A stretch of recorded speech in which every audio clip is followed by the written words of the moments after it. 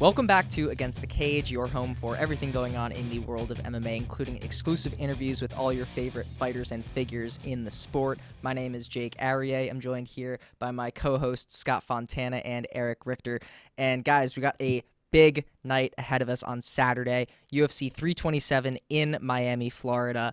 Jiří Procházka taking on Carlos Ulberg in the main event for the vacant light heavyweight strap. That starts 9 p.m. for the main card Eastern Time, 5:30 prelims, all on Paramount Plus and simulcast on CBS from 8 to 10, the late prelims and the beginning portion of that main card. But guys, we had two title fights beforehand on this card. Recently, unfortunately, it was announced that Joshua Van versus Tatsuro Taira would be taken off of this card, moved to a later date, UFC 328.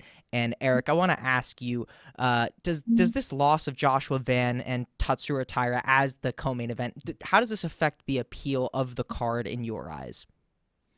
You know, I don't even really miss it that much. I'll be totally honest. Like when I first heard about it, I was like, man, like losing the second title fight's actually kind of a bummer there. You know what? I'm actually flip-flopping on that. I don't really care that fight's not happening. Yeah, like I agree that, Costa versus Mirzakhanov is the co-main event. I think that's actually shouldn't be the co-main event on this fight card. So like, yeah, do I think the co-main event definitely gets a hit? Yes. But the whole card, this entire Miami card is pretty awesome. Like top to bottom, I love this card. So in terms of like the depth of fight card, like, dude, everyone should be there from the first fight. Like all of those fights are amazing. So from my perspective, I actually think that the Newark card needed a boost. And not for nothing. I know you guys are gonna be there. You get the Taira versus Van fight, two title fights in Newark. I think it really, if you just look at the bout card of the Newark card, like you got Clayton Carpenter versus Jose Ochoa in there, Aze Diaz versus Atiba Gautier. That card was really rough, honestly. It needed a boost. It needed a boost. It got the boost. So I actually, for better or worse, my take, this is great for the UFC and great for the fans. Okay, so evened it out, so to speak. Scott, what do you Yes, think? 100. Honestly, I don't have much to add to Erich. I think he kind of hit a lot of the points that I would have said. I don't think this is a gigantic ding to this card. Yeah, I mean, you lose a title fight for sure, but it's not necessarily the juiciest of title fights, not the least of which because, the guy who was just dethroned as champion, who we still actually rank as the consensus number one, is still not a part of this because he's not healthy enough to be. So the fact that he's not even in the mix of this fight being in a second class division, I guess we could say, in the UFC, not by me. I love the flyweights. Don't get me wrong. This is just the way the UFC perceives it. And I think there is a general perception that, yeah, maybe the flyweight division just doesn't have the kind of sizzle. So, to lose a men's flyweight title fight and move it to Newark, I think it absolutely helps that Newark card, exactly like you said, Erich. Well done, bravo. They needed it. This Miami card, yeah, maybe doesn't need it, even if the co-main is just, it's kind of lacking for all the reasons that you said. Again, Erich, you stole a lot of my thunder, but I will say one of the main things here is that in this post pay-per-view era, we're coming off of 5 straight weeks without a numbered event now. It's actually been a little bit. So I think the fans are just going to be hungry regardless. Yeah, absolutely. When this card was first announced, I will say, having it's always enticing when you've got that 2 title fights looking at that card. It looks nice. And I was like, wow, this is a pretty stacked main card that we've got here. And I think maybe losing that, it moves it from like wow, this is a super stacked main card to like, yeah, this is a solid main card. It didn't kill anything for me, that's for sure. This main event is great. Yeah. One thing I would just add is also like when you look at that Newark card, like the bout order, I don't know if it's official yet. It's on the UFC website. The bout I don't order think of that, it is. You don't think so? Okay, then I won't even say. I was just gonna say the bout orders that they've put out there make no sense. Like Joel Alvarez is the curtain jerker and Ozzy Diaz isn't. Like So, all right, we'll Yeah, save that I for- wouldn't hold them to it. Usually they'll put out a graphic like probably at like this weekend, and it'll show the what they decide they want to do as their main card. I mean, we see that typically, but who knows? Maybe they will end up doing that, and you could be able to hate it anyway. But for right now, I would say pump the brakes. Let's give them a chance. I Okay. feel Ready that to jump down. we are due for a detailed analysis at some point about rank orders and on bout orders and all that from Mr. Erich Richter. But yeah, we got a solid card ahead of us, especially in that main event. I want to talk about Jiří Procházka, if you guys are okay with that. Scott, I'm going to ask you, Mr. No. Mr. Jiří Procházka. We'll be talking about him later too. But let's talk about this weekend right now. He's obviously quite a character. He's quite beloved by the fans. His style is very conducive to an entertaining fighter, and just his whole personality, the samurai. He's got a lot going for him here already. Could we see his stock as a star rise even higher, becoming champion again for a second time? What do you think, Scott? I think there's room for it to grow. Absolutely. The Alex Pereira train hit him too soon into his, time at the top, right? He won the belt, and then he didn't get to fight until more than a year later, almost a year and a half later, loses the belt pretty rapidly, right? So we never really got to see what he could do with a little bit of momentum there. I think obviously, yes, I don't think he's like an A-list star right now. He's probably on the B list right now, and certainly not in that, S tier that is extremely rare in this sport. Kind of reserved for very few people, but I think, yeah, he's got room to grow. His English seems to be getting better. He's got fights that have been resonating even more. I think that the Q score can grow. Absolutely. What do you think, Eric? Oh, dude, I'm like, if he wins this fight, I think he could be an A-list star for the promotion. Yuri Procházka's got a lot of fans, and like, not for nothing. I looked at his Instagram, right? I think the UFC cares about social media followers. He's got 1.3 million followers on Instagram. That's not that many. In the grand scheme of like what a champion level fighter is, like Movsar Evloev, who's not really considered a big time star, has more followers than he does. So I think there's tons of room for Yuri Procházka to go. I think he's beloved by fans, and like, I think we joked about this in pre-production, but like, remember when Yuri Procházka was like, Alex Pereira is, using spirits to beat me and that he's not fighting me fair. Dude, that was so funny. Like, he has not been given the respect he deserves. And he's being dead serious, which is why it's funny. Because it's like he is like really taking this so seriously. And like taking this and like his heart and soul is in these fights. And he's really taking it seriously, not just entertainment, it is his life. So I think that there's plenty of room to grow here. I think Jiří Procházka is going to be a big time crowd favorite there in Miami. Even though, maybe Carlos Ulberg maybe, speaks better English or something like that. I don't think it matters. I think the UFC, and he's like, from the Czech Republic, I think he could be one of the bigger stars, probably the biggest star. It probably already is the biggest star in light heavyweight. So that's not saying a whole lot. But regardless, I think that Jiří Procházka could be a top 5 star in the UFC if he wins this fight. Definitely. It's the authenticity that I think really resonates with fans. It's the, like what you mentioned with the black magic and the training videos of him, walking backwards on the treadmill. So much good stuff has come out, and I feel like he's grown more as a star since his first championship reign. Like, I feel like he's even more beloved than he was since he had the strap on him. What were you gonna say, Scott? So here's the one thing that could get in the way of all of that, right? Is the fact that we are starting to worry about, man, this guy's taking a lot of shots. It's when does it start to add up to be too much, right? Like, it could even be as soon as this weekend, which is why there's at least a little bit more intrigue than there might have been even a couple years ago, I think, with Jiří Procházka. But I will say, people are definitely interested in him. We're getting people watching the interview that we did with him this week. So make sure you check that out if you haven't yet. Absolutely. Yeah. And I think that if you did the homework, and not to jump the gun, but if you did the homework, you know how long he's been in the game. He's taken some hits, man. Like, he's taken some damage. That King Mo fight, and we'll get into it later, but this week is his 14th. It's the 14th anniversary of his first fight. So he's been in it for a while. He's only 33, but it's not the 8, it's the miles. Yes, correct. Yeah, and this will be the third time he will try to reclaim that light heavyweight title that he had beforehand. Scott, I want to ask you. Well, second time to reclaim it. He already had it. He lost it, and then he lost the next title fight, right? So this is his second chance to re-get it. Just to clarify. That is true. That is true. Well, he was fighting for the vacant title in that first semantics, right? But Scott, I want to ask you: do you think that this is his last chance at regaining the title? He's only 33 years old, right? So not terribly old, but a lot of miles on him. What do you think about that, Scott? I don't think this has to be his last chance. No, he's too much fun, and he wins too often against the elite class of 205 pounds to rule him out. There are a few guys who could, in theory, be next in the pecking order, when things clear up in the next year or so, and he's beaten a few of them. So one suspects that if this doesn't go his way, he could still find his way, especially if somehow, let's say, Magomed Ankalaev ends up with the belt. Then that creates another fresh matchup for him. I think it's very easy to do. Like I said, he's only 33. He does have a lot of miles on him. This is his 39th fight too.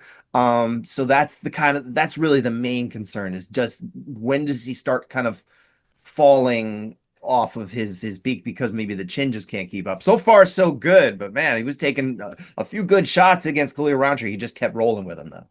Yeah. What do you think, Eric?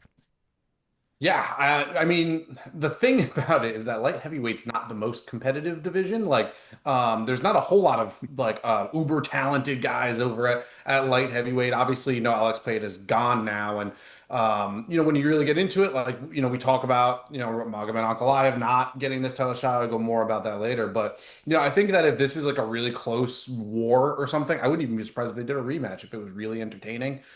So no is my short answer. I think that he could, potentially, with a good performance. Obviously, you get starched. That's one thing, But if it's a close fight, good performance, maybe a 5-round war, or even, he's winning early and then gets clipped late. I think that there's a chance, maybe not rematch right away, but I totally think he could fight for the title again, even with a loss. Honestly, that's more saying more about the light heavyweight division, in my opinion. Yeah, I agree. One name that we're not having in the light heavyweight division right now, though, who I think we all kind of expect to be, is Khamzat Chimaev at some point in the future, whether it's soon or maybe a little more than a year from now, even, or more.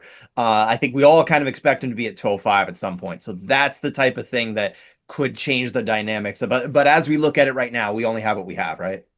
Yeah, absolutely. And I mean, even with Khamzat sitting atop the throne at some point, if Jiri puts together a string of wins, like I think the UFC would be like, yeah, we'll throw Jiri and Khamzat on for a main event, no problem. That seems like fans would eat that up.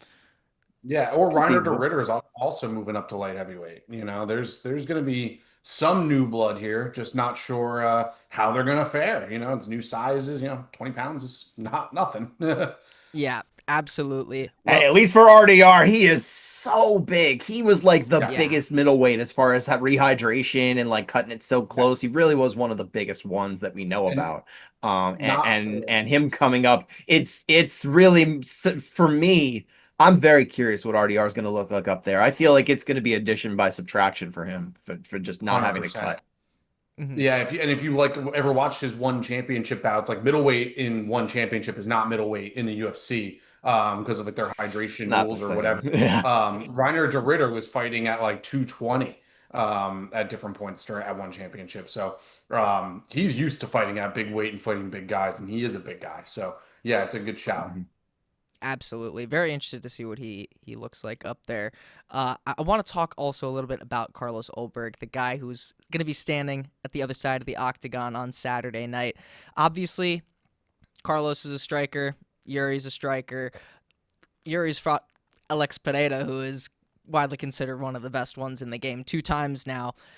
What kind of challenge, Eric, I want to throw this to you. What kind of challenge do you think he presents for Jiri here? A striker versus striker matchup and the experience that Jiri's had so far. Well, I could tell you, so like the betting odds of this one are even pretty much. It's, there's no real favorite. Now, when you look at this fight, like stylistically and honestly, analytically, the math nerds, I'm sure, love Carlos Ulberg. Carlos Ulberg has the record for most significant strikes landed, most strikes landed per minute in light heavyweight history. 6.58. That is number one. That takes everybody that's ever fought in light heavyweight in the UFC. He's also top 10 in what is it here? It is significant strike accuracy. He is 55.7%. Some of the guys above him, Lyoto Machida, Randy Couture, John Jones, Alex Pereira is number one in that category. And then striking differential, Carlos Ulberg's number one among active fighters. So, he's very efficient. He's a great counter striker. He really prefers to have someone lead the dance. And Jiří Procházka is more than happy to come forward and lead the dance. So, that is Ulberg's where he got- thrives too. Absolutely. Those two are made to dance. This is like a perfect matchup for Carlos Ulberg's got to be coming in here licking his chops. This is the perfect matchup for him. It's not somebody that's going to shy away from a fight, and it's not somebody that really has a massive takedown threat either. So, from Ulberg's perspective, he poses many challenges between his ways of movement to set up angles and land shots where he is more precise than many of the other fighters that are in this division.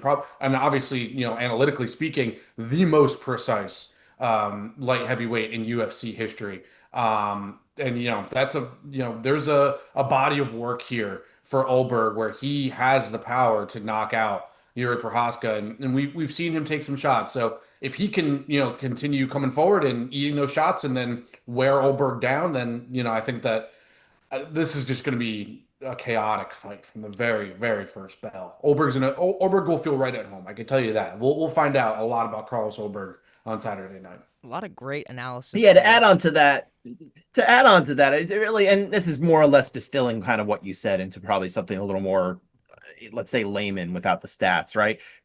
I think Jiri he's just not nearly as disciplined a striker as Ulberg is. I think it really just comes down to Jiri could throw wild, crazy stuff out there. It's a lot of looping and big and heavy stuff, and it can land real hard, but there's a lot of opportunities for Ulberg to just get there quicker because he's more disciplined, because he's able to sit there in the fire and really take on those guys that will come forward. And he does have that KO power. I think Yuri's defensive holes are only getting bigger as he's getting further along here. We're starting to see him getting more comfortable with being able to take these shots and that kind of thing. And it's look, the day will come. It's going to catch up with him. Is it this week? I don't know, but it's going to happen. These type of strikers, it just always does.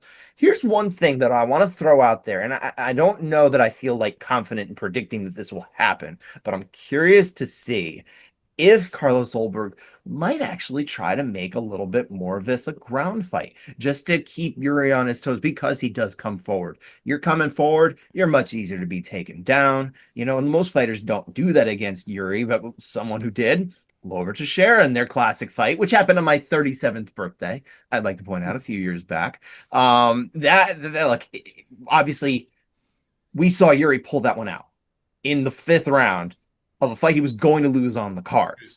And it is not going to be Ulberg's ace skill, but I'd be curious to see if he tries to mix it in. I think they both have some submission sensibilities. I wonder if we'll get a different dynamic than any of us predicts.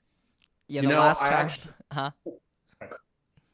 last time I tried to comment on something like this, I was made a fool in the BMF title fight, so I'm going to let Eric go on this one. So Ulberg doesn't have any takedowns since 2023. He's had 2 fights go to decision in that time, so plenty of ring time for him to have grappled if he wanted to. But I did look at the odds. Ulberg to get a takedown is plus 300 on the betting markets right now. So not exactly a ringing endorsement for potential grappling, but maybe there's some value there. Jiří Procházka is actually more likely to grapple at plus 250 on one takedown. I actually think that Jiri would be the person going for takedown, since he's going to be the one coming forward. Usually the one coming forward is the one that is, I guess, able to threaten grappling a little bit more, with like double legs and such against the cage. So, take that for what it's worth. I just expect chaos and I expect to finish. I think that's really where I'm at. Yeah, Yuri's definitely not someone who is shy at taking punches to the face. I do feel like he has been, he is famous for like leaving his hands low, like, that's kind of his iconic posture, right? But I feel like they've been coming up a little bit as of late, but that doesn't necessarily mean that he's not still taking shots, He's taking more shots, I think. Yeah. Yeah. Wherever the hands are, they're still getting through. Doesn't matter. His chin is still way up in the air. That's for sure. Yeah. That's a big problem. I do really like what you were talking about earlier, though. This is a very interesting matchup for these two guys. But Eric, I do want to ask you about the UFC's perspective on this, because I know you love analyzing this kind of stuff. We were talking beforehand how much of a beloved fighter that Jiří Procházka is. Not that Carlos Ulberg, doesn't have a steady fan base, but I don't think it really compares to Jiri's. Do you think that it is in the UFC's best interest for him not to win the title? Sorry, whose best interest not to Sorry, win? is it the UFC's best interest for Ulberg not to win the title? I don't. So, I think that we understand. I don't think the UFC cares at all. I think previously, yes, when GSP was fighting, they did not want GSP to lose. Anderson Silva was fighting, they did not want Anderson Silva to lose. They don't want Conor to lose. They want Ronda Rousey to lose. They don't care anymore. I really don't think so. Maybe Hunter Campbell is like, oh, like it would be nice if we can get this person to win. I could not imagine that the UFC has even thought more than 30 seconds about who wins the fight and if they care. Not to say that like Jiří Procházka isn't a big enough star for them to care, but I think that like the care of who wins and who doesn't is reserved for the top guy over an extended period of time. Ronda Rousey being, the top girl, but the top person in the promotion for an extended period. Yuri's not top 5 in terms of stars. Maybe he's number 5. I'd have to really go through a list on it, but I don't know that I would wait, agree with that. Yeah. yeah, I don't. I would have to do a list. I just don't think that. I think that the care level is, if it exists at all at this point, it's reserved for like the top guy. And honestly, I just don't think the UFC cares. I think they're just happy that they're getting $1.1 billion from CBS, and they're gonna go home and eat caviar off their hands. That's it. Scott, where's your head at with all this? I feel like Dana's not a big caviar fan, but I don't know that. Look, I would say I think there's some merit to what you're saying, Eric. I think they certainly care a little less than they probably used to, because there is a little bit more of a paint by numbers kind of thing, and as long as the money adds up, we're good. Yeah. And if anything, maybe it's almost in the UFC's best interest that their most highest paid athletes start losing, so they don't have to continue to pay them at a higher rate. I don't know. I'm going to look at it through the lens that the UFC at least cares a little bit about who comes out of the fight, because it can add a little bit of juice to what they do and how they promote it. And some people within the organization probably makes their jobs easier to be able to get messages out, get people to be, spoken about and that kind of thing. So in that sense, yeah, I do think they would prefer Procházka win and not Ulberg. But look, if Ulberg somehow goes out there, he makes an all-time moment or something like that, that's the type of thing that really changes things. But like, he's a relatively reserved guy outside the cage. He's not necessarily the most kinetic presence inside of it either. I mean, he gives you exciting knockouts from time to time, but he's not necessarily got this like Tyson aura to him or anything like that that's going to be like, man, we got to see what Ulberg's going to do this time. Again, maybe he goes out and does that there. So again, Jiri has that offbeat it quality, right? Like I think they will still want that to persist, and it's better if he wins because he's got something they can exploit him much easier than in Ulberg. But yeah, I mean, there's some merit to what you're saying, Eric. Absolutely. Yeah, I agree. I mean, there's definitely a clear A side here, and the UFC has to, if they had to pick one, it's going to be Jiri, right, in terms of who they would like to win. But if Carlos goes out there and does what he needs to do, it's like the Top Gear meme where it's like, oh no. Anyways, they'll No, be 100%. That's exactly what it is. Yeah. They're like, okay, the checks are still good, right? All right, cool. Yeah, they'll be fine. I mean, that's not to say that the UFC doesn't care at all anymore. If they have champions that no one really cares about, like obviously then you've got a problem. But that's kind of what they do, is make. That's what it is right now. Yeah.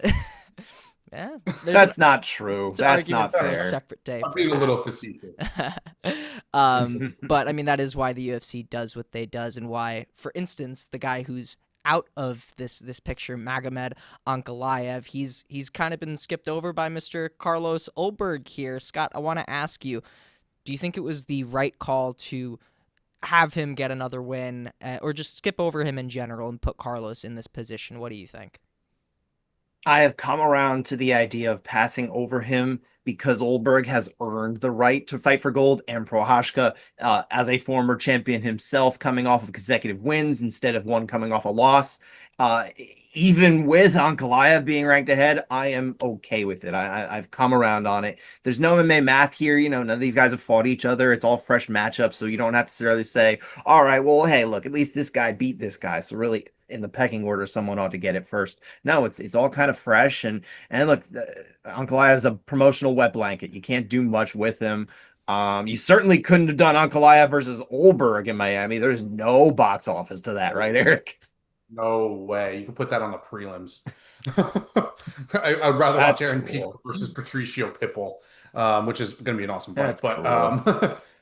I'm just yeah, no. Ankalaev, and look, you want to talk about somebody that the UFC does not want to see win? It is Magomed Ankalaev, and it has been that way for a long time. UFC. I mean, I remember. I believe it was when Ankalaev got the split decision loss to Jan Blachowicz. Well, that was a split draw, I believe. Mm, Split yes. draw. No, that's what it was. You're right. Dana at the press conference after, he's like, I heard that Ankalaev is upset that he got a split draw. Yeah, what does he have to complain about? They should have won this fight easily. He's like, I don't want to hear from him anymore. Like outwardly upset that he was complaining about a split draw in a fight that he could have won if he like really pushed forward at the end and kind of didn't assume that he had a decision. Even when you just go back and like look at Ankalaev's wins, they're kind of impressive. Like not really. It's like Alexander Rakic, like kind of after a bunch of knee surgeries, and it's like Johnny Walker. I think we know what Johnny Walker is at this point, and Alex Pereira looked like he was injured in that first fight. Obviously, it's like can't take it away. Great performance, but then gets absolutely annihilated this next time.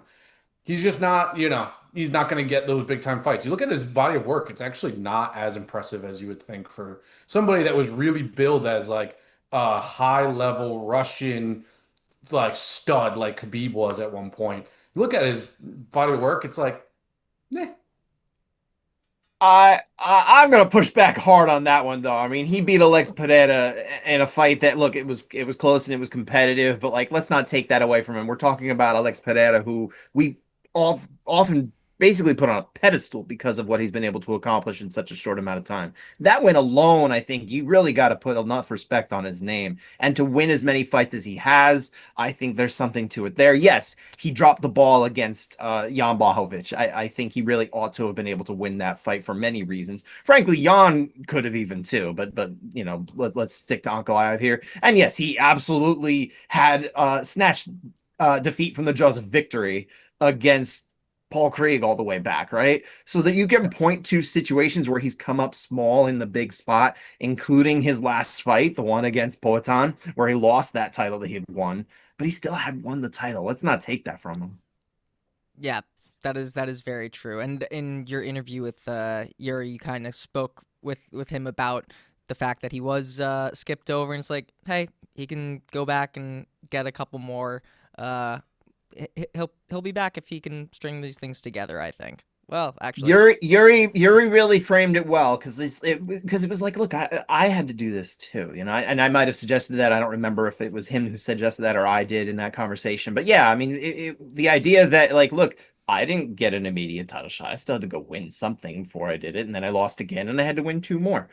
I get it. That's okay, and certainly makes sense from his perspective. And look, if Ankalaev, it sounds like, is on track to fight sometime this summer, depending on if that ends up in the Middle East or not. Well, there's a lot of geopolitics going on right now that could change where that goes. But whenever he does fight, if he goes out there and wins the fight, he's going to fight for the title. It wouldn't make any sense not to.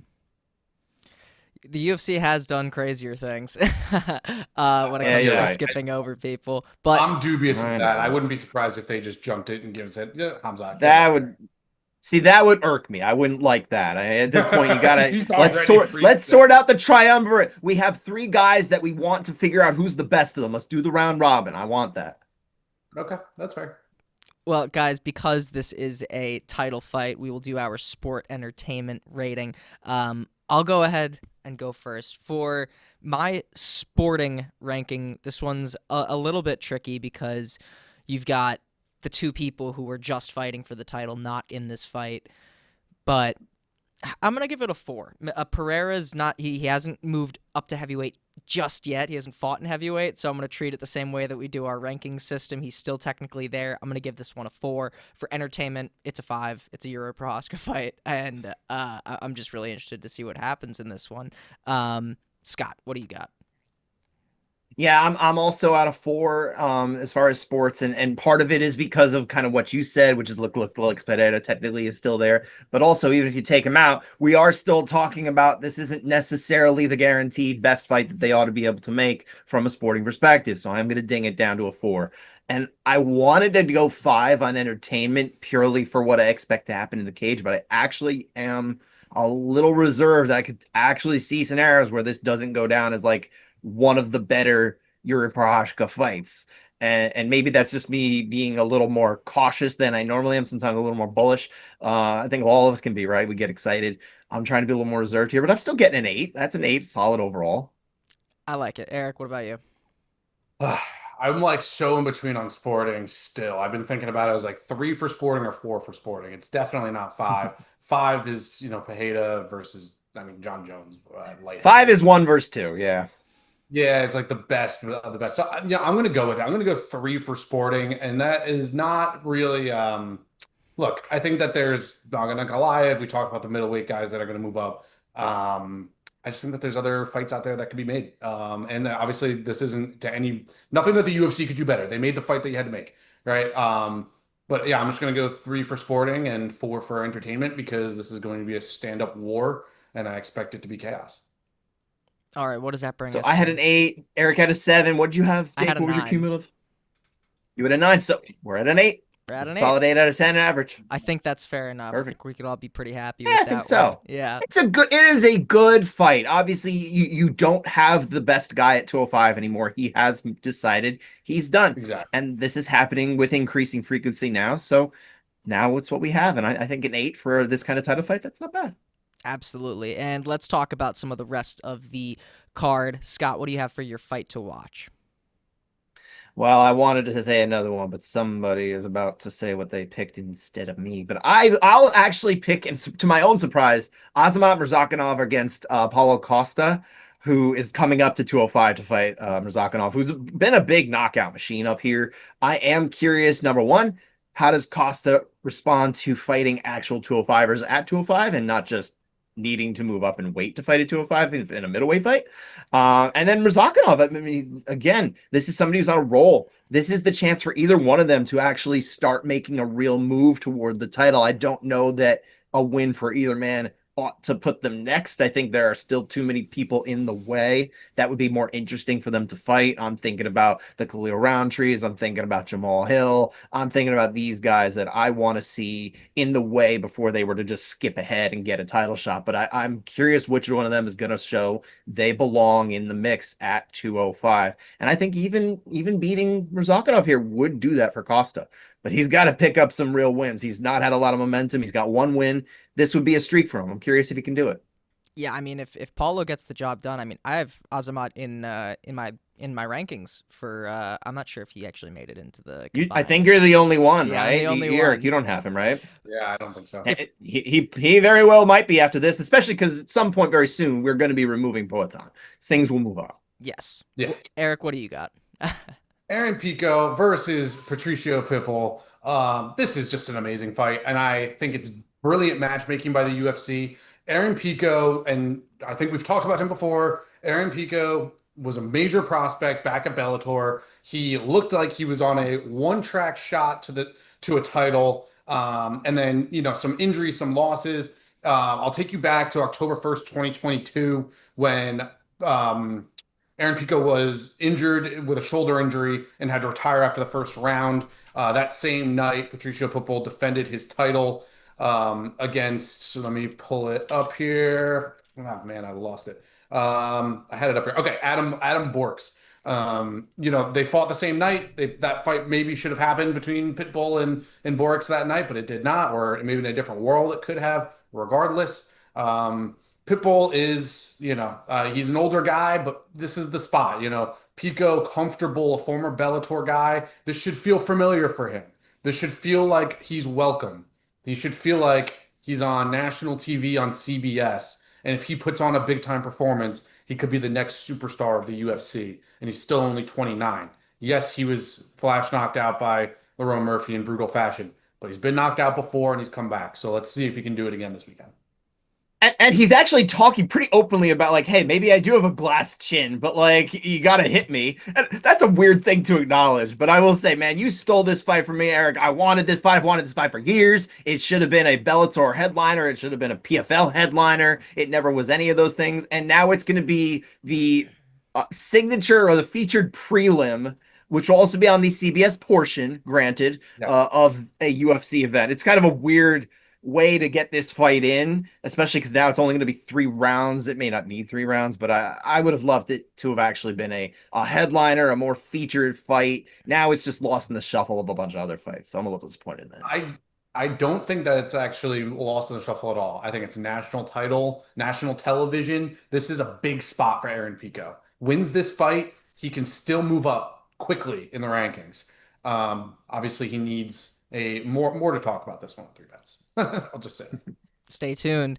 For me, I'm also going to surprise myself. I know it's very hip to hate heavyweight right now, but I'm going to go with Curtis Blaydes versus Josh Hokett. In his past 2, and say what you want about his personality, but Josh Hokett in his past 2 fights, he ran through both of his opponents, and not that they're top 10 heavyweights, but I think he did so in quite impressive fashion, and he looks like a solid person to put some stock into, at least in my eyes. Curtis Blaydes had some great fights. Big challenge for sure. So I could see this one being pretty interesting. But Scott, I want to hear from you as far as our event rating. I know you love talking about Josh Hokett. He's your favorite person. He's my favorite person. But Scott, I want to ask you for the rest of the card, with the loss of that co-main event especially, what's our event rating looking like? I'm going to bet that it's over 90. You're wrong. I'm sorry. The under on this one, it's 82. Oh, close. It's a really good event. This might almost be one where it actually, like, the number somehow lies, even though I think 82 is a strong number. That's a good event, right? Real solid event. I think the problem is that it doesn't have enough of those absolute, number 1 versus number 2, number 3 versus number 4, those kind of things. There's just not enough of them on this card. We've now been able to get more of those type of things, so it pushes it down the list a little bit, right? But look, even without as much star power, like we said, and the abrupt loss of a title fight, like we said, it's still insanely deep. Just like you've been saying, Eric, and the record reflects it here. Of the 24 fighters on here, 11 of them, almost half, are top 15 in their weight class at Fight Matrix. That includes 9 fighters in our own New York Post World MMA rankings. So that speaks to the depth of the quality of the talent on this card. 4 of these fights are top 15 versus top 15, but also 3 of them are top 11 versus anywhere from 49 to 85, which is where that Blaydes versus Hokett fight comes in. And that's the second time, by the way, just a quick aside, that's the second time in a row that Curtis Blaydes has had to fight heavily down in the rankings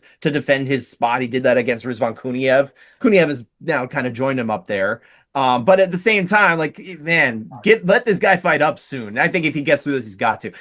That's neither here nor there. There's only 2 fighters on this card who are outside the top 100, and only one of them is well outside the top 120. So it's super deep, a lot of meaningful stuff. There just isn't enough of that, like, absolute god tier type of fight. Do you know off the top of your head who that one fighter is that's out of the top 100? Oh, do I know off the top of my head? I could try to recall. I want to say it might be Francisco Prado. That's where I'm thinking it is, who's fighting against Charles Radke. I'll give it to you in a second. Keep going. I'll jump in. Or it's probably Marquel Menderos was my other guess. We'll let you stew on that while, Eric, you give us your 3 bets in 3 minutes. You ready to go? 3 bets in 3 minutes. Crushed it last week. Went undefeated 3-0. Hit a plus 200 underdog in Darius Flowers against Landon Venata. Still don't understand why Landon Venata was on this card, as we've talked about many times.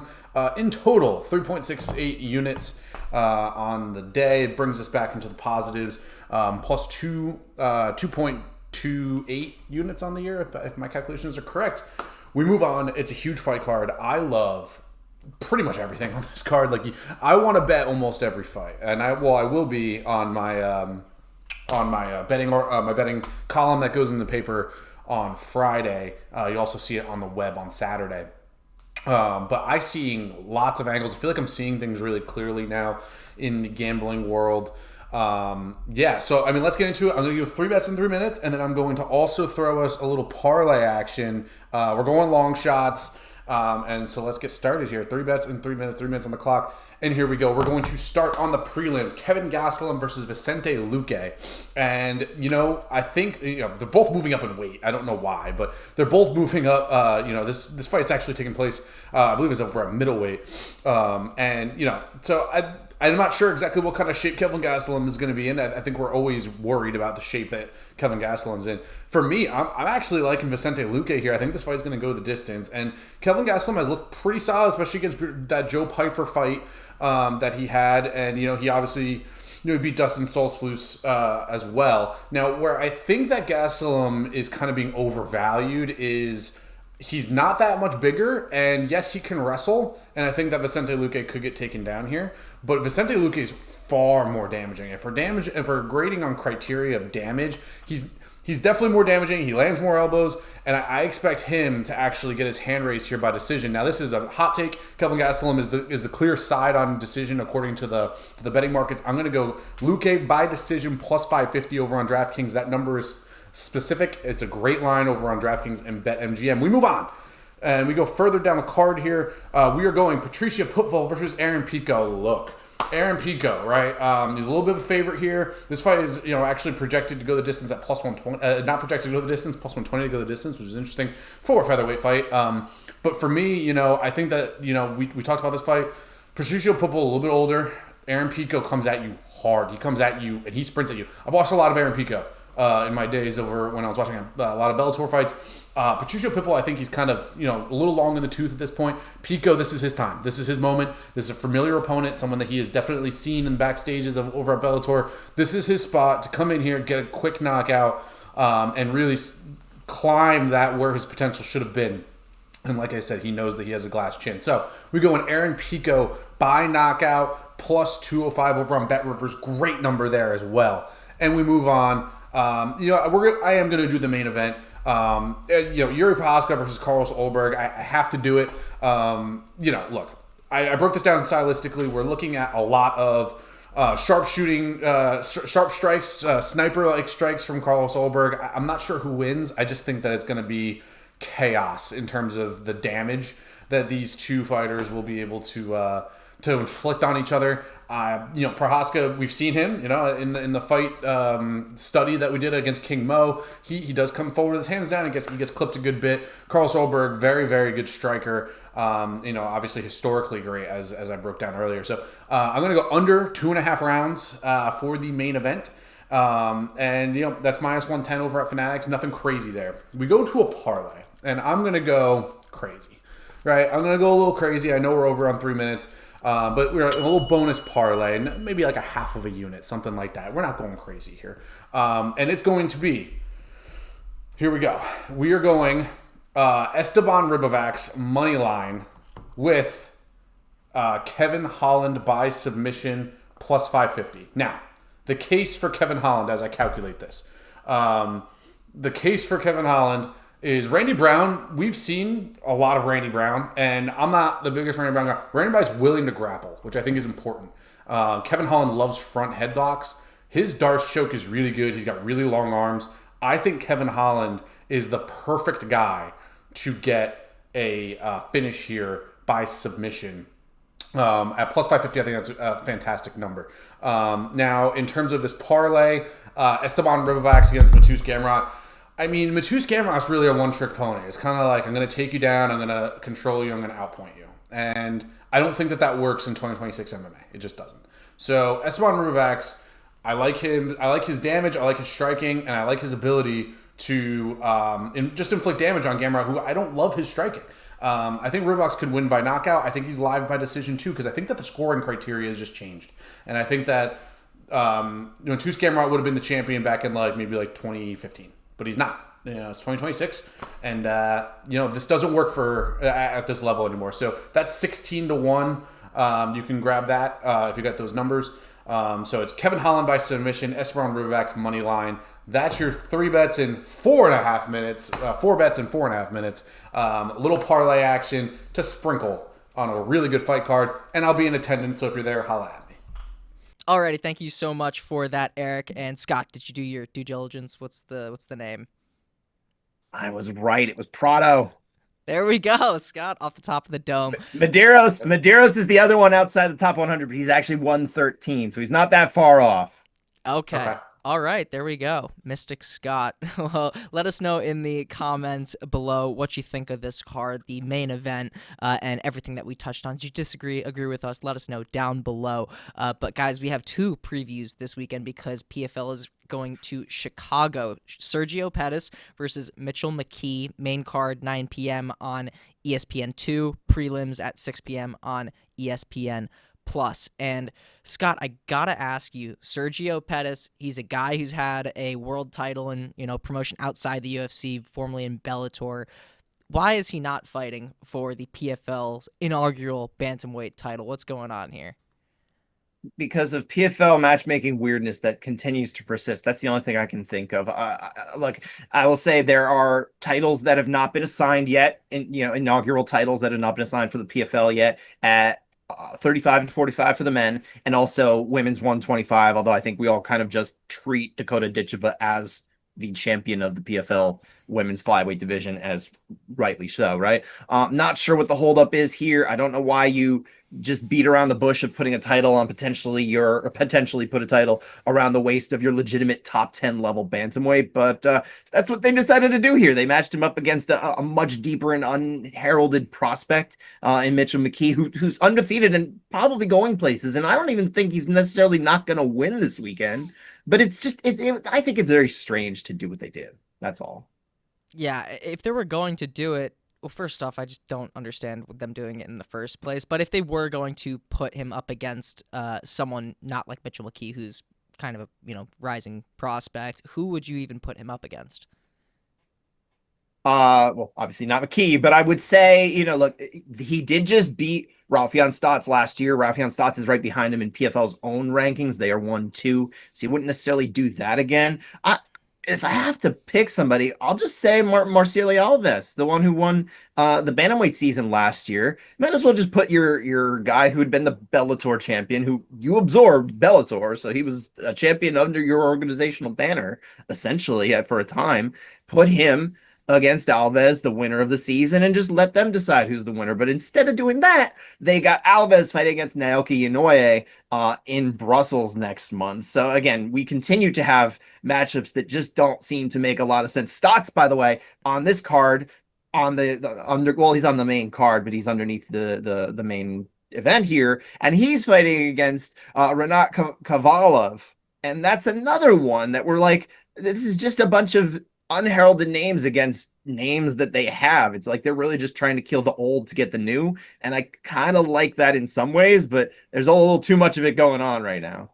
Yeah, it's interesting too, though, because we were just talking about that kind of middleweight scenarios that could play out where you've got what kind of seems like a number 1 versus number 2. If one of those guys loses, what do you do there? If Alves loses in Brussels, then that kind of kills that, right? Look, if somehow, and this is not outside the realm of possibility, if somehow Mitchell McKee wins and Kavalov wins this weekend, I mean, are those technically your number 1 and number 2? In a sense, they are, but they have no value, and no one's going to see these fights this weekend. Nobody. So, Eric, this is a great time to ask you, Mr. Box Office, what do you think about this event literally fully overlapping? Both main cards start at 9 p.m. What do you think of that move?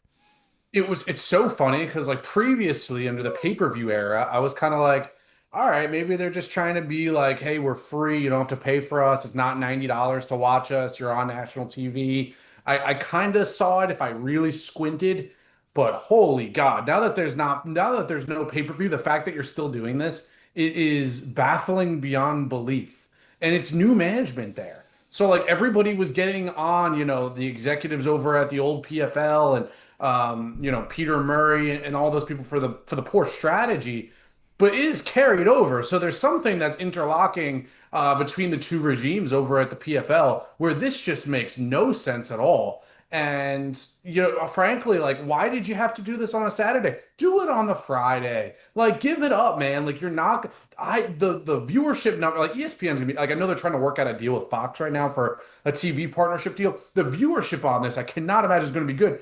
Now ESPN is giving them the ESPN2 spot, which is dramatic, which is big for PFL. PFL doesn't often get that. So this is still a moment for them, and I'm sure that they jumped at the opportunity to do ESPN2, and that's probably why that they did this. But regardless, I would have liked to see them move away from the Saturday night big Miami card. I would have liked to see them do this on Friday. I don't know if ESPN2 is being offered. That is probably the real reason, is ESPN2 on a Saturday night is high value TV time, is my guess. You're alluding to some things that John Martin talked about when I spoke to the CEO of PFL now. I asked him about kind of this whole thing. Why are we doing fights at these weird times and not taking advantage of maybe not counter programming UFC, but instead like giving other options when the UFC is not around or has lesser content? Like that would be the time. And, he gave an interesting answer that made enough sense to me that looked sometimes TV, venue, all sorts of things go into that you're not really always thinking about the time. And I can understand that to a point,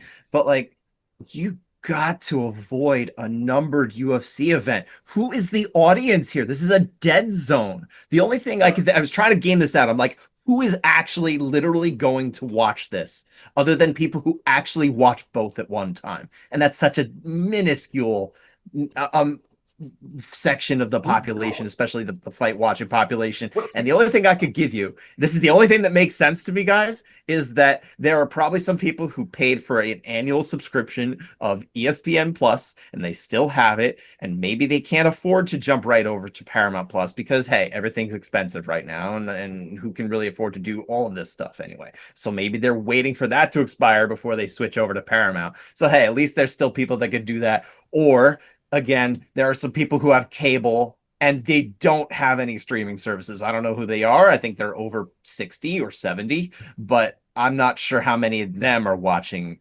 PFL either. So I don't know who's going to watch this. This is cable TV, ESPN2's cable. So it's like, I don't know.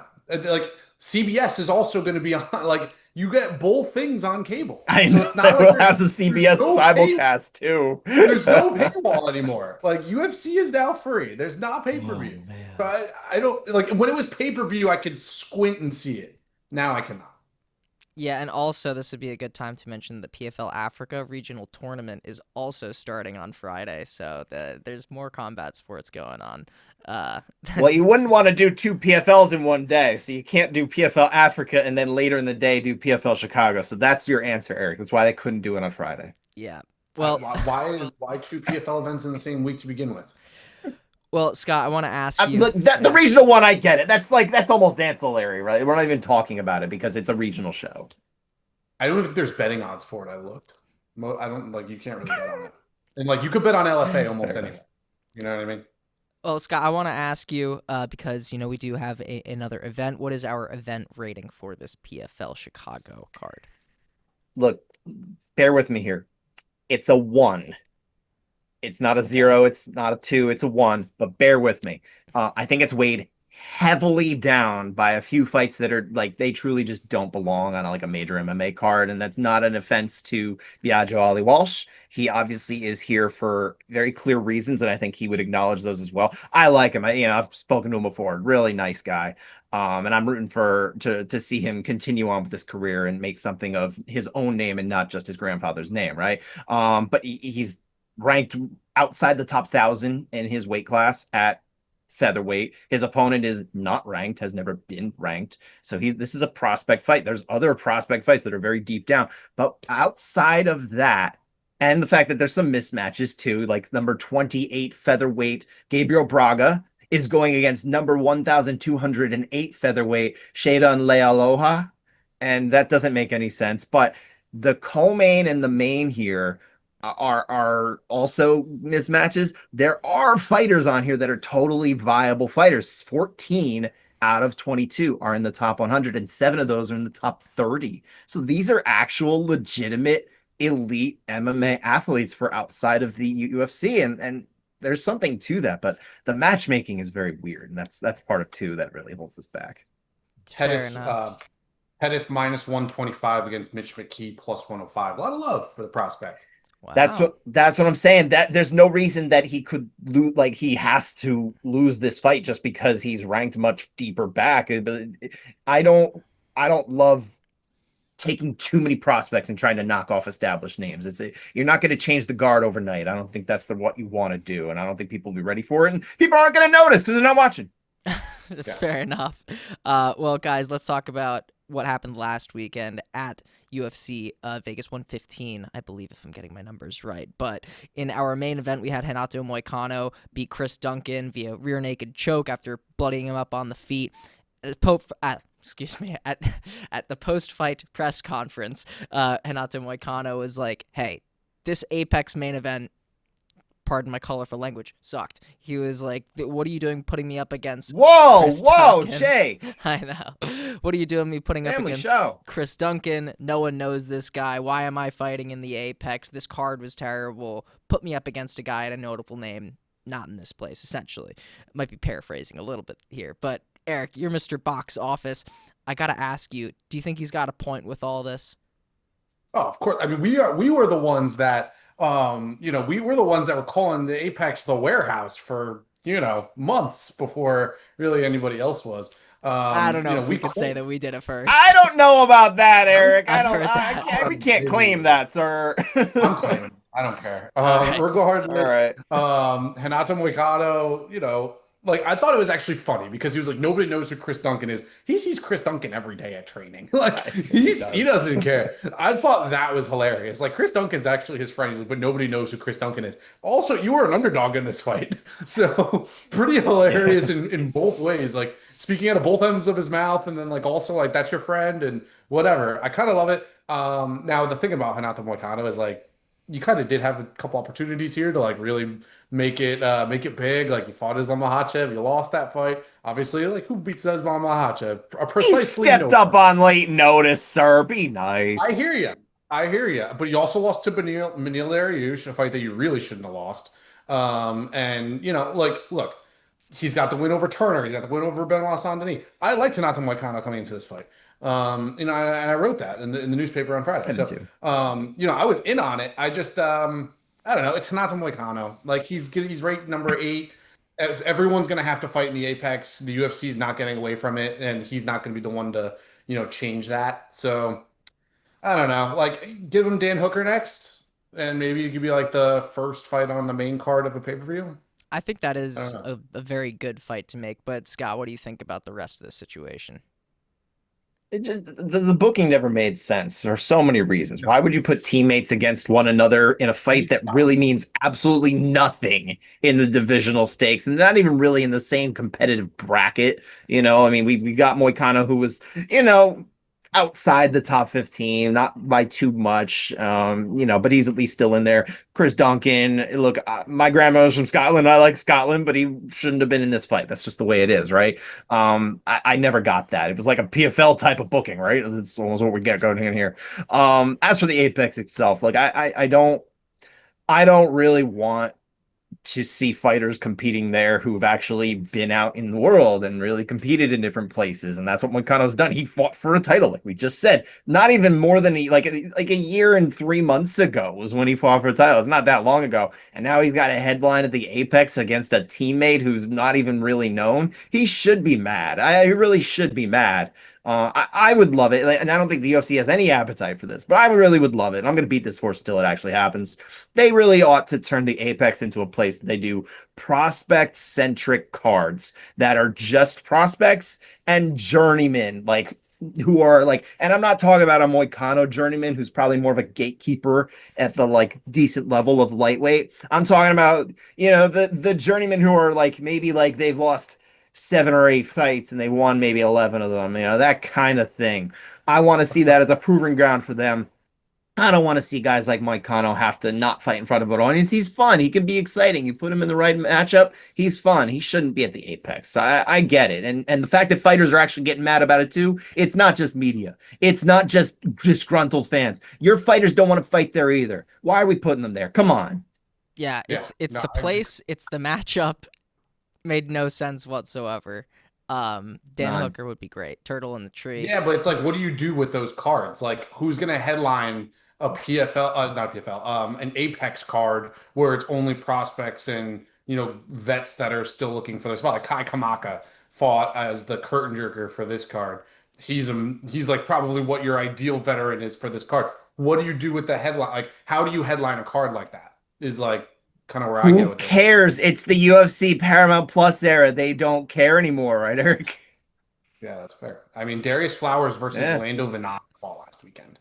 Like, that was a real fight that happened. I don't know why Lando Venata was back. That was surprising. He probably won't be. I hammered that one on 3 bets in 3 minutes. I was like, Lando Venata is a favorite in this economy? Well, guys, one of the other big things that happened on this card outside of the main event, Deonna Barboza versus Melissa Gatto. Melissa Gatto's on the ground. She's basically, posting to get up, and Deonna Barboza unleashes a kick to what soccer kick to what kind of seemed like was her head. If there's some debate online whether or not it connected with her neck or what have you, but by any matter, Gatto falls on the ground, limp. The referee calls time. 5 minutes are taken, doing some reviewing, and after those 5 minutes, 1 point gets taken away from Deonna Barboza, who goes on to win the fight by decision. Scott, I want to ask you, how would you like to have seen that handled? So give me a little runway here. There's a lot, right? The big debate that's still going on is whether that kick actually connected with Gatto's head. That is entirely the crux of the issue here, right? I've poured over the replays. We all have. We've seen what we can see. And I don't know that it's incredibly clear one way or the other, right? But referee Chris Tognoni, he had what looked like a pretty good view of it, and he took a point. If he's taking a point, he's implying that was an illegal strike, whether that really was or it wasn't. We're treating it as illegal with a referee who was looking at it. We're going to have to just accept that it hit the head. It's just the way we go, right? And if that is the case, then I don't think they handled it well, because they really ought to have taken 2 points here. Clearly an illegal strike with clear damage. It doesn't matter if Barboza intended to throw a cheat strike. It was a cheat strike. It just is what it is. You've got to take 2 points here. And I'm really a little frustrated with the fact that we can't just go the extra mile and take 2 points for something so blatantly illegal and potentially fight changing. It didn't impact the scoring at the end of the day, but it could have, and we didn't know it was going to or not midway through round 2 when this happened, right? 1 point is soft. It is so soft, and it feels like an in-between response for maybe an unclear situation. But again, Tognoni, he took a point. He's deemed it illegal. We have sided one way or the other. And, I had a conversation with a few media members on social media. In the aftermath, I was much more heated about this probably even than I am now, and I'm a little heated, right? I had a conversation with a peer of mine who I respect greatly, Sean Sheehan, my Irish MMA officiating aficionado brethren over there. We've had many a conversation about officiating over the years, and I respect his opinion greatly. He floated an idea for a no contest as a possibility. I just don't love that here. It just feels like a cop-out. I don't love it, and I think you got to at least have made a decision. They did make one. I just think they made a soft one, and that's where I'm a little annoyed about. But at the end of the day, here's the best way to handle this. This fight is over. This is a DQ or it's a TKO victory for Barboza. Those are the 2 ways that I think would have best to handle it. But they went where they went. A Eric, TKO victory for Barboza? Is that you TKO a TKO victory for Barboza if it's not deemed to have been illegal, if it landed on the neck or but listen, hear me out. The argument that people are making is that it didn't hit the chin. They don't know. We don't know. There's conjecture about that. But if it didn't hit the chin, if it didn't hit it up here and it hit here, that's a legal strike, and that ends the fight. But we're treating it as if it landed here. So it needs to be a DQ in that situation. If it wasn't illegal, then yes, that's a TKO victory for Barbosa. Anything to add, Eric, to this whole kerfuffle of a situation? Thought it was embarrassing. Also, it wasn't even just 5 minutes. They gave Gatto 6 minutes, which is also against protocol, I believe, Scott. It was a little over 5, but yeah, yes, they went way too far over. You're right. Yeah, well, Yeah, guys, so we're 6 speaking minutes, of. which made no sense. Sorry, speaking of time, we're kind of running out sense, of it. and it was super frustrating. Honestly, I thought it was just a clear failure amongst the rules, and I don't know what do those guys in suits even do? I saw them running around like crazy. The guys in suits on the sideline that are like checking on her and talking to the refs and then talking to the ringside scorekeepers. physicians, or are those? I don't know. We could talk about it. I mean, there's ringside physician that goes and checks her out. Yeah. Yeah, but there's like four, like even when a fight ends and they're trying to like bring someone off, like whatever, it doesn't matter. Those guys on the sideline have no idea what they're doing, basically, is my point. We'll have to do a little bit of a breakdown at some point on an explainer. I don't know who they are, but they did it wrong.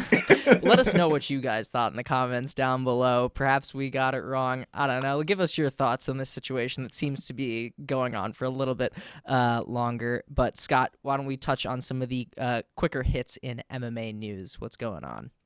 You know, guys, we ended up actually having quite a few quick hits to be able to throw in here on a UFC fight week. I was surprised how many we were able to find.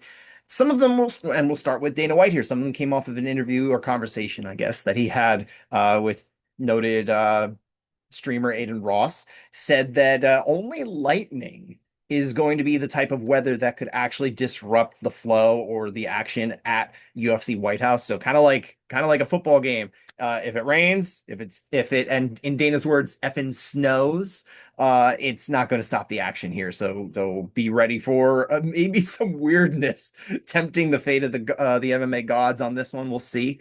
Maybe we don't have to worry about that. But also noted on this conversation, that Dana White revealed that UFC 6 is going to be coming out at some point this year. It's been about 3 years since the last one came out. It was 3 years before that. So now we're on what seems to be a 3-year pace instead of what the original pace was every 2 years. We're at that point, it sounds like.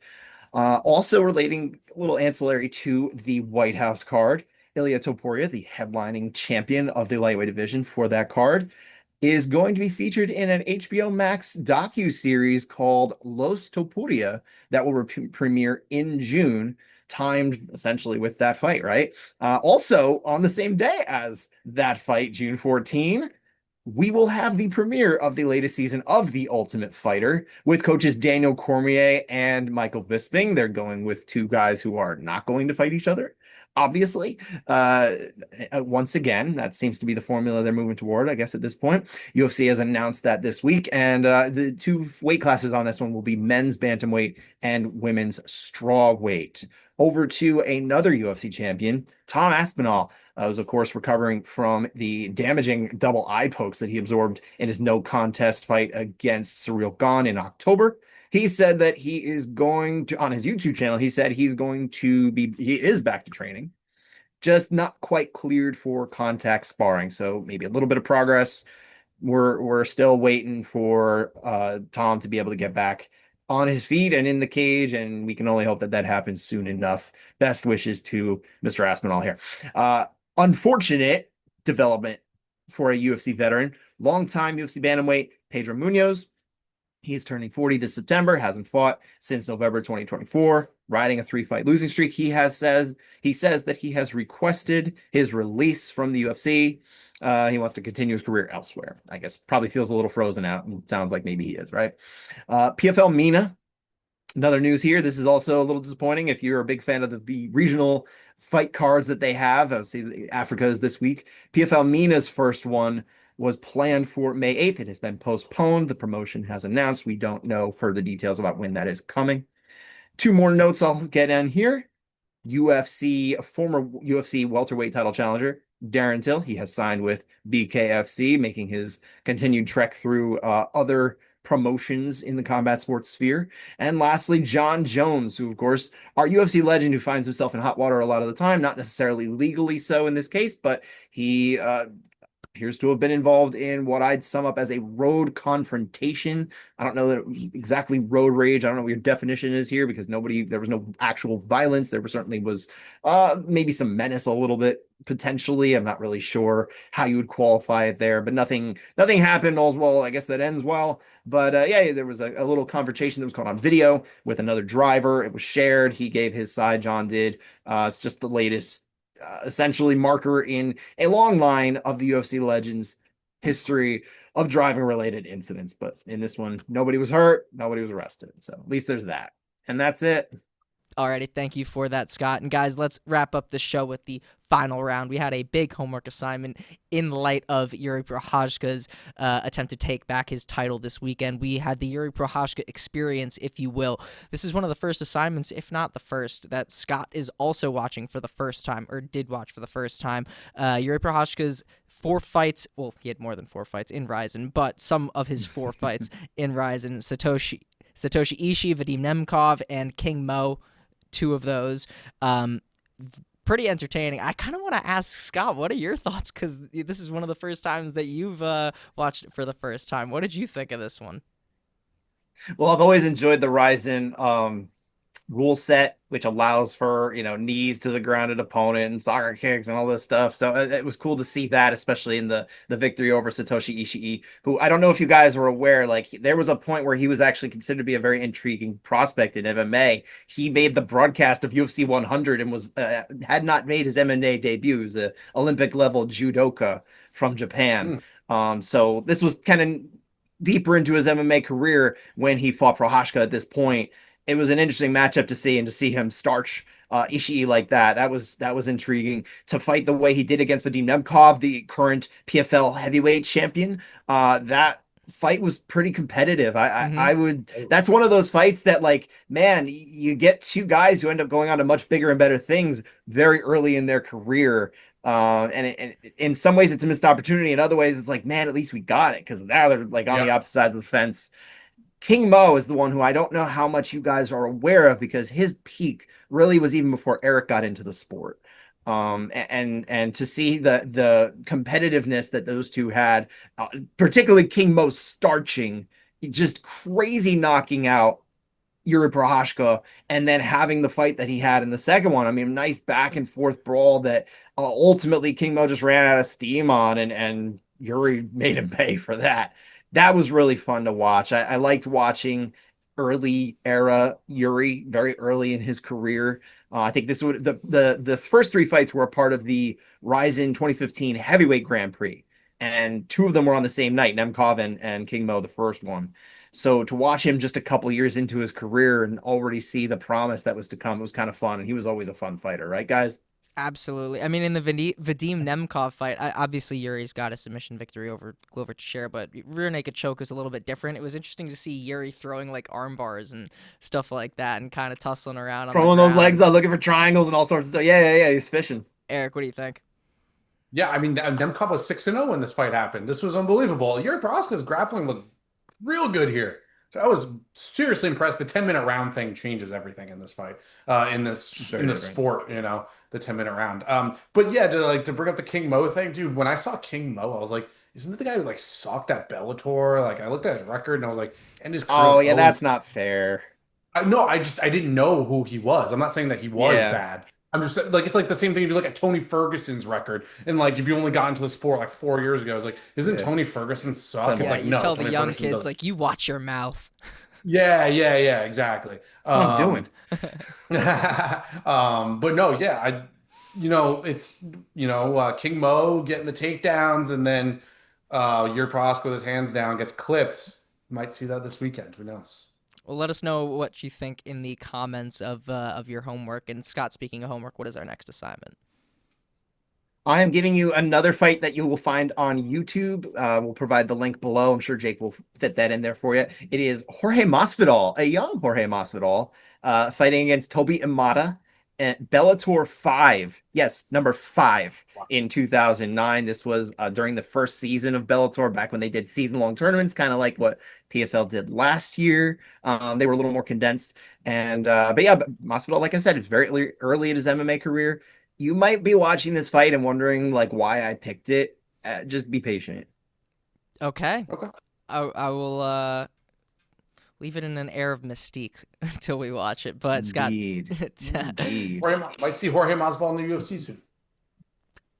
he kind of was They, doing some they say he talking might make it about to the that. UFC one day. But Scott, to wrap up this week in MMA, or our history of MMA, what happened this week in MMA?